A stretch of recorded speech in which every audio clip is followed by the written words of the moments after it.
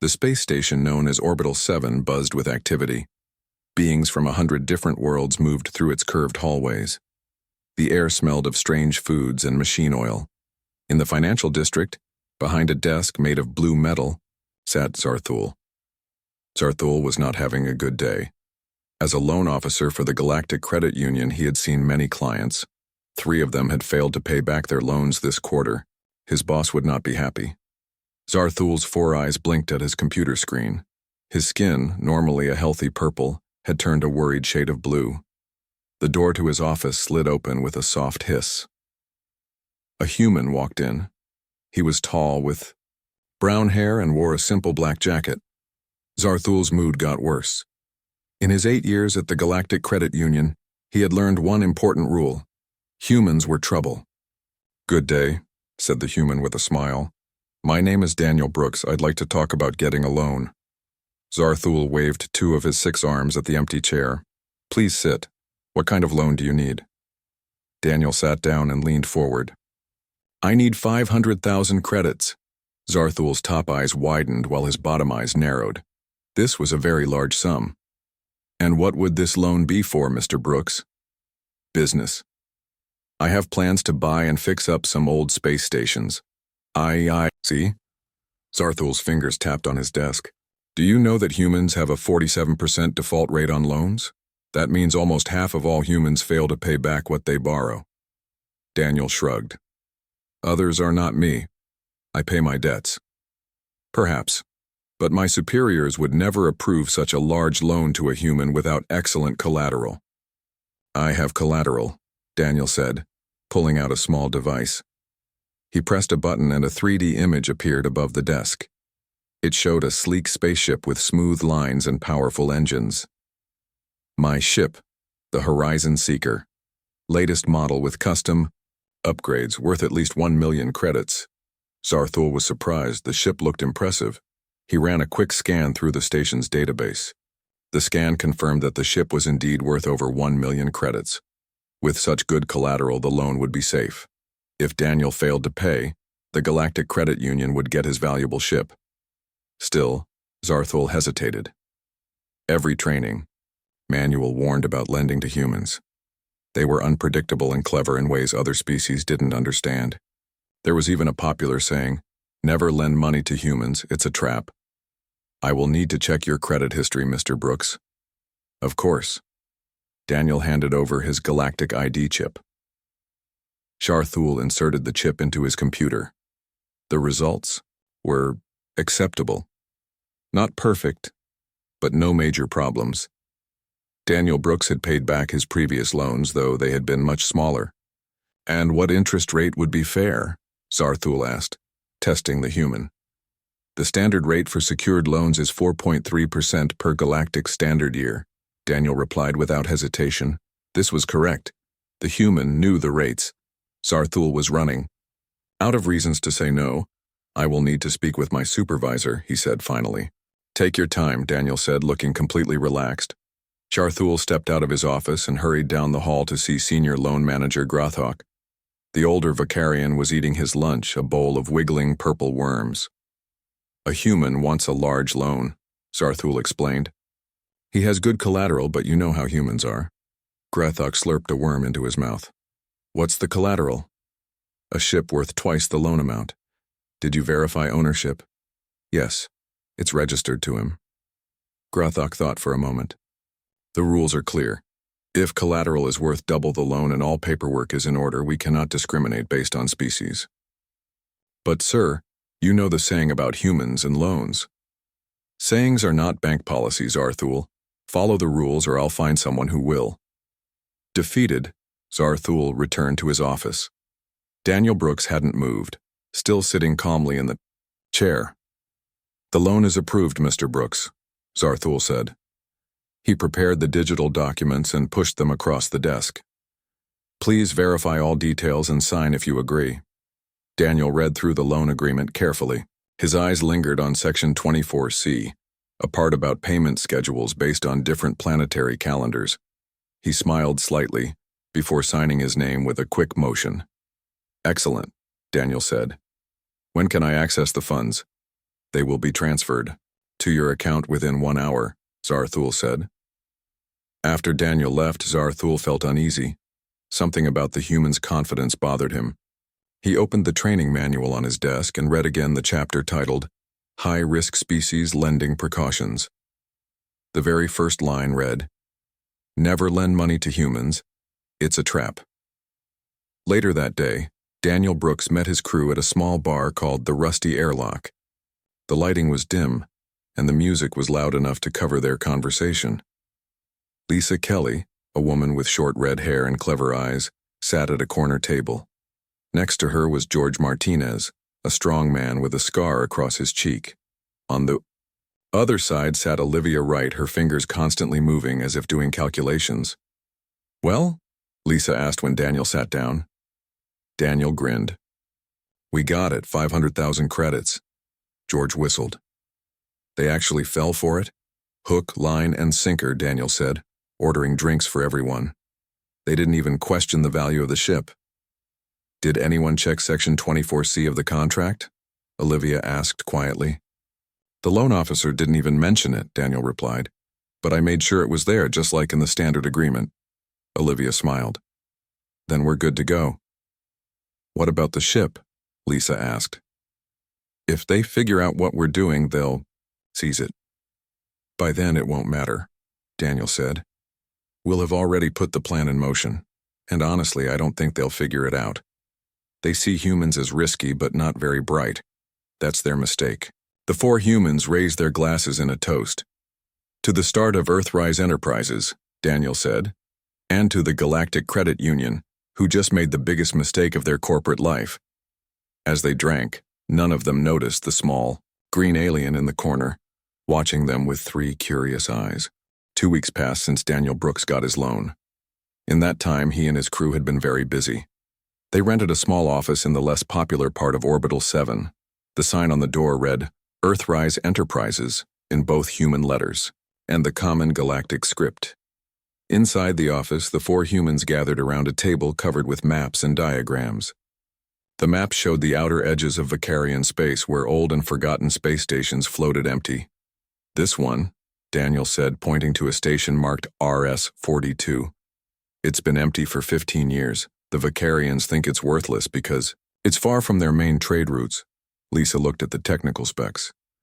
The life support systems still work. Structure is solid.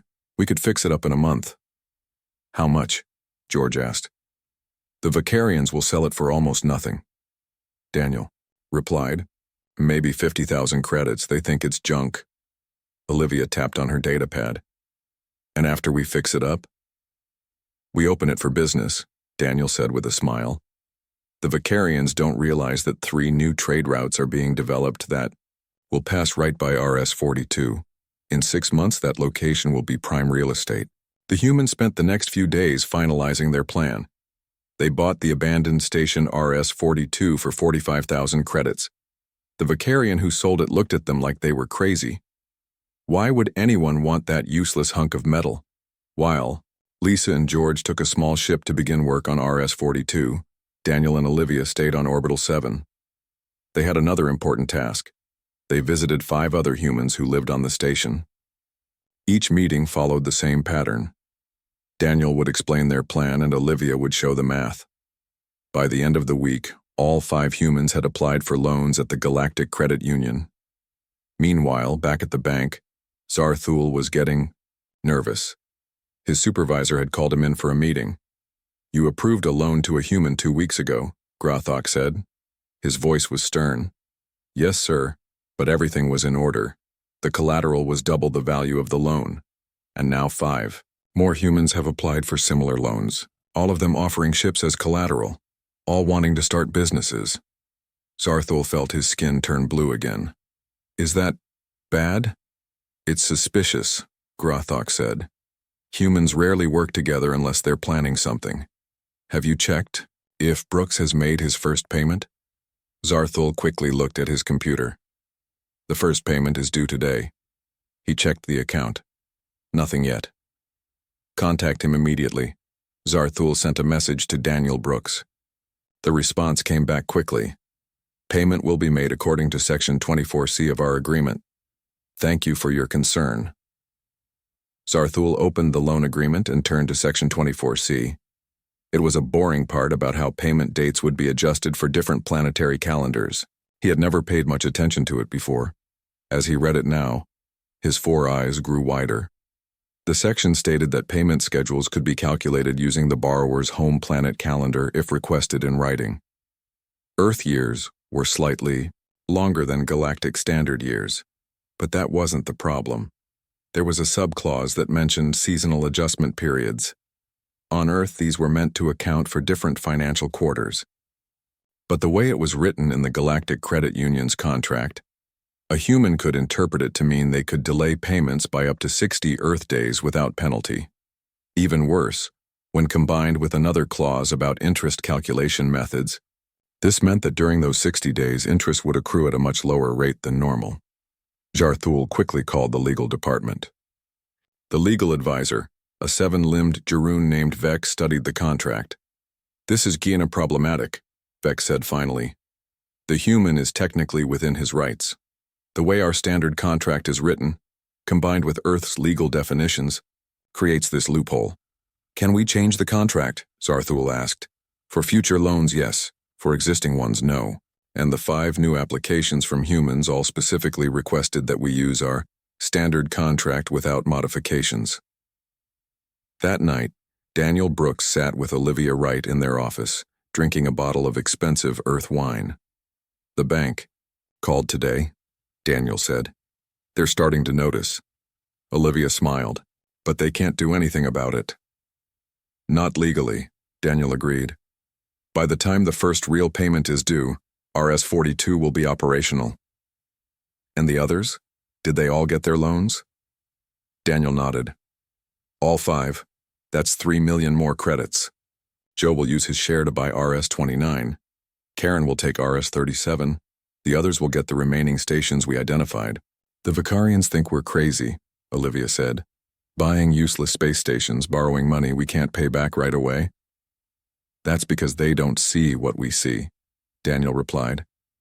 They don't understand that their useless stations are in perfect positions for the new trade routes. They don't realize that by the time our loans come due, we'll have enough profit to pay them back 10 times over. And if they try to foreclose before then, they can't. Not without breaking galactic law. And the Vicarians are very strict about following laws. 3 months passed. RS-42 was no longer a forgotten piece of junk. Lisa and George had worked day and night to transform it. The old docking bays shone with new lights. The living quarters were clean and comfortable.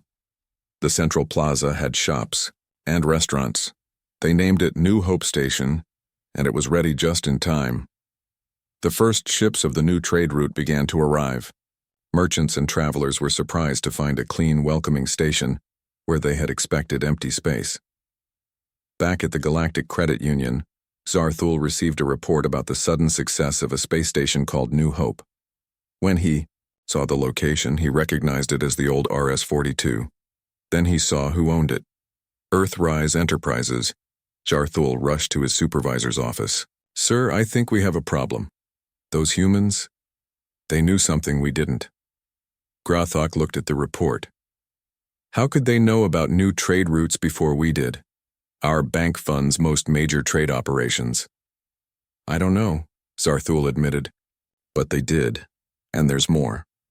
The 5 other humans who got loans, they bought other abandoned stations, all in locations that now look very valuable. Grothok's skin turned a deep blue. So that's their game. They borrow our money, exploit a loophole to delay payments, and use that time to turn worthless property into valuable businesses.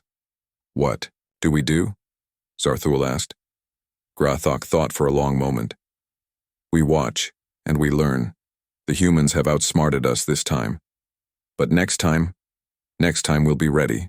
6 months had passed since Daniel Brooks got his loan. New Hope Station was no longer the only success story for Earthrise Enterprises. The 5 other stations bought by humans were also busy with ships and traders. Money flowed in faster than anyone had expected. In his office on Orbital 7, Zarthul stared at the latest reports. The humans had not made a single loan payment yet. They kept using the loophole in Section 24C, but their businesses were growing so fast that the Galactic Credit Union's board of directors had called an emergency meeting. Zarthul entered the large meeting room. 10 important Vicarians sat around a smooth black table. At the head was Director Zorvin, the most powerful banker in this part of the galaxy. "Tell us about these humans," Director Zorvin said when everyone was seated. Zarthul stood up nervously. "6 months ago, Daniel Brooks came to my office asking for a loan. I approved it because he had good collateral. Soon after, more humans asked for similar loans. All of them used the money to buy old space stations that we thought were worthless." "And now?" asked Director Zorvin. "Now those stations are very busy. They are all located along new trade routes. The humans are making a lot of money." A red-skinned Vicarian named Krolvex banged his fist on the table. "They tricked us. They knew about these trade routes before we did. They used our money to get rich." "But they haven't paid back their loans," another director said. "They don't have to." "Not yet," said Vex, the legal advisor. "They found a way. To delay payments without breaking the rules, they can keep doing this for another 6 months. Director Zorvin's face looked hard and angry. "We should take their ships. The collateral." "We can't," Vex said. "Not unless they actually break the terms of the loan. Right now, they are following the rules, even if they are using them in a creative way." "Then what do we do?" Krolvex demanded. Director Zorvin thought for a moment. "We send someone to talk to these humans, to find out what they really want. Zarthul, since you approved the first loan, you will go." Zarthul's skin turned pale blue with fear. "Me?" "But sir." "No arguments. Go to New Hope Station. Talk to Daniel Brooks. Find out what his plan is." 3 days later, Zarthul's small ship docked at New Hope Station. He was surprised by what he saw. The once abandoned station was now clean and bright. Shops lined the main walkways. Beings from many different worlds moved about. Music played softly in the background. A human woman with short red hair met him at the dock. "Welcome to New Hope Station. I'm Lisa Kelly, Operations Manager. You must be Zarthul from the Galactic Credit Union." "How did you know who I am?" Zarthul asked. "Daniel told us to expect you. Please follow me." Lisa led him through busy hallways. Zarthul saw restaurants, supply stores, repair shops, and even a small park with real plants. Everything looked new and well-made. They entered an office with large windows that looked out at the stars. Daniel Brooks sat behind a desk, looking relaxed. "Zarthul, good to see you again. Please have a seat." Zarthul sat down, feeling uncomfortable. "Mr. Brooks, the Galactic Credit Union is concerned about your loan. You have not made any payments." "I've followed the terms exactly as written," Daniel said with a smile. "Section 24C allows for delayed payments under certain conditions." "Yes, but the intent of that section was not to avoid payments completely. Intent doesn't matter in business, only what's written down." Daniel leaned forward. "But I understand your concern. That's why I'm going to make you an offer." Zarthul blinked all 4 eyes. "What kind of offer?" "A partnership. The Galactic Credit Union joins with Earthrise Enterprises. You provide more funding. We provide the vision. We split the profit 60-40. 60% for you, I assume." "Of course, we're doing all the work." Zarthul was shocked. "Why would we agree to this? You already owe us money." "Because we're going to expand, not just 6 stations. We're planning to develop 20 more. There's a whole region of space that the Vicarians have ignored. We can turn it into the most profitable sector in the galaxy. And if we refuse?" Daniel shrugged. "Then we keep using the loophole. We grow more slowly, but we still grow. And in a year, when we have to start making real payments, we will. By then, we'll have so much money it won't matter." After the meeting, Lisa showed Zarthul around the station. He saw how efficiently everything ran. The docking fees were lower than at Vicarian stations, but there were more ships. The shops paid less rent but sold more goods. "Why did you choose this old station?" Zarthul asked as they walked. "Location," Lisa said simply. "We knew the new trade routes were coming. The shipping companies planned them years ago, but nobody paid attention except us." "How did you know?" Lisa smiled. "Humans talk to each other. We share information. Your people keep secrets even from yourselves. Different departments don't communicate, but humans, we talk to everyone. Ship captains, traders, mechanics, we listen, we connect the dots. When Zarthul returned to Orbital 7, he gave a full report to the board of directors. He showed them pictures of New Hope Station and the other human stations. He explained Daniel's offer of partnership. "This is outrageous," Krolvex shouted. "They borrow our money, use a trick to avoid payments, and now they want more money?" Director Zorvin raised a hand for silence. "What did you think of their operation, Zarthul?" "It was impressive," Zarthul admitted. "They have turned worthless stations into busy trading posts. And they are right about one thing. We did ignore that sector of space."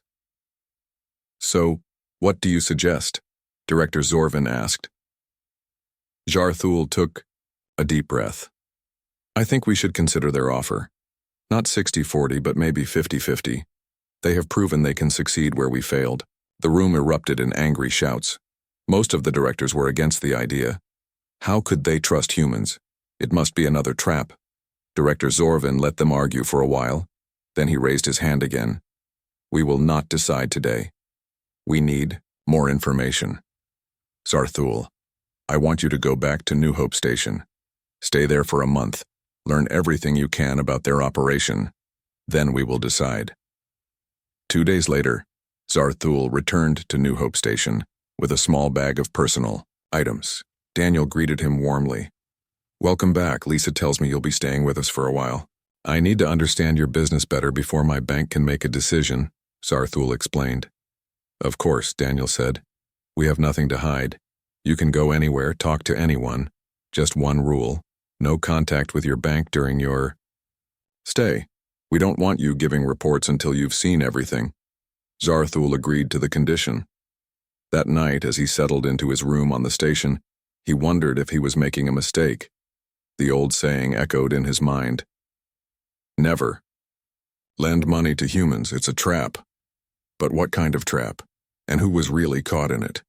Zarthul had been on New Hope Station for 3 weeks. Each day brought new surprises. The humans ran their business in ways that confused and amazed him. On this particular morning, he followed Daniel Brooks to a meeting with ship captains. The captains came from many different worlds. Some had scales instead of skin.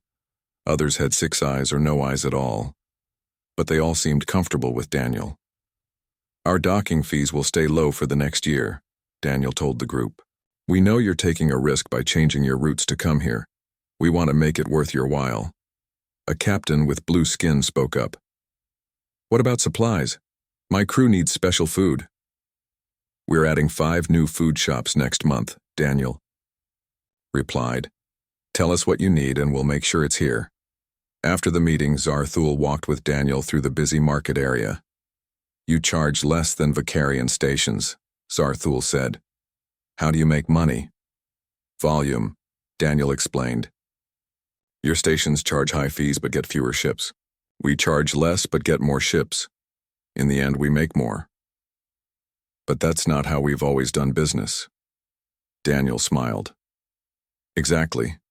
That's why we're succeeding where you didn't even try." Later that day, Zarthul sat in on a planning meeting with Lisa, George, and Olivia. They were discussing the next station to develop.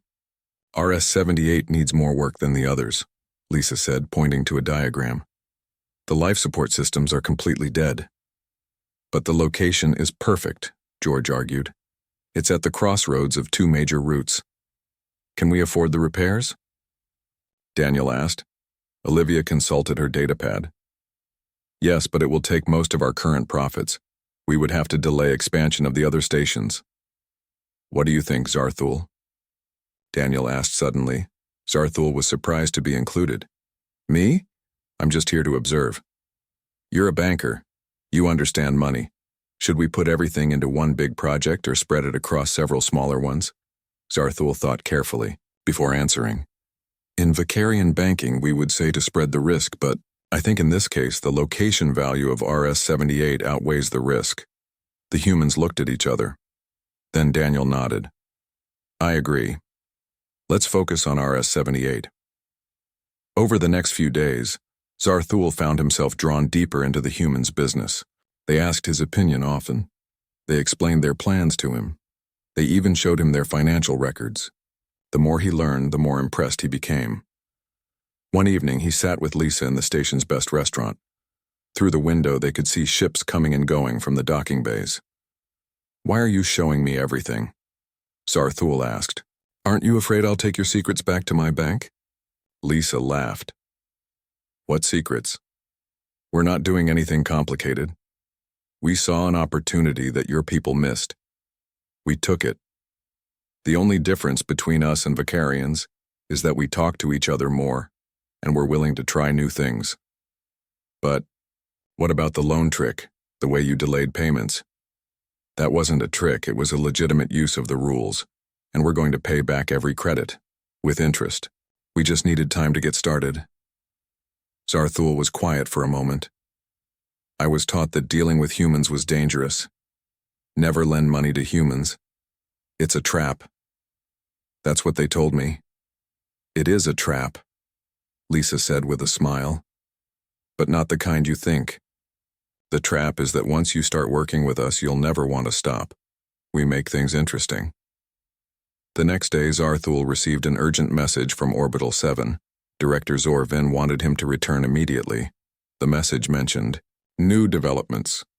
When he told Daniel about the message, the human looked concerned. "Something's happened," Daniel said. "I've been hearing rumors. Some of the other banks are getting nervous about what we're doing here." "Why would they care?" Zarthul asked. "Because we're changing things. Change makes big institutions nervous." Zarthul packed his bag quickly.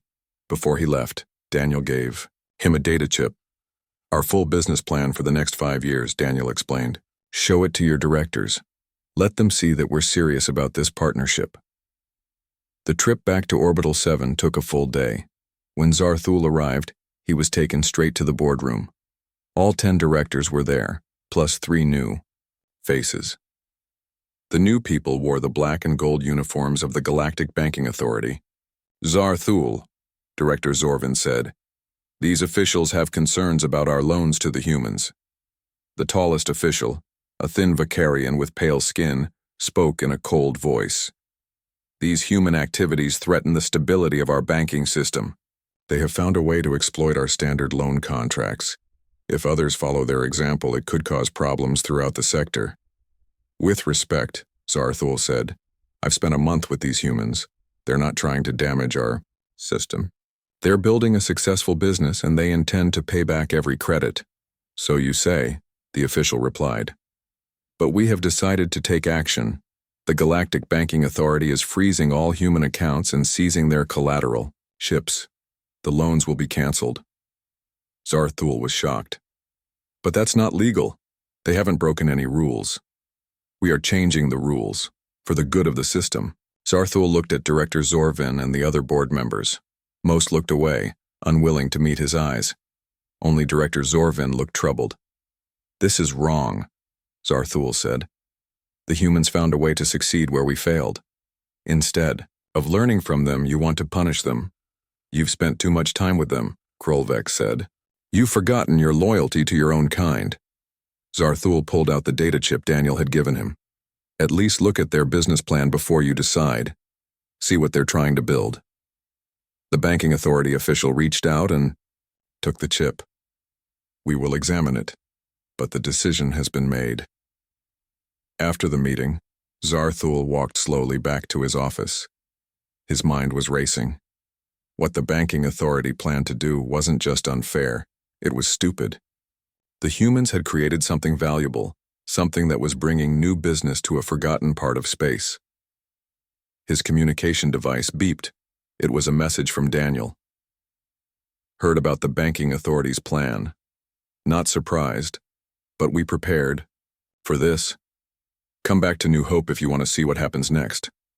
Zarthul stared at the message for a long time. Then he made a decision. He wasn't going to stay and watch as short-sighted officials destroyed something good.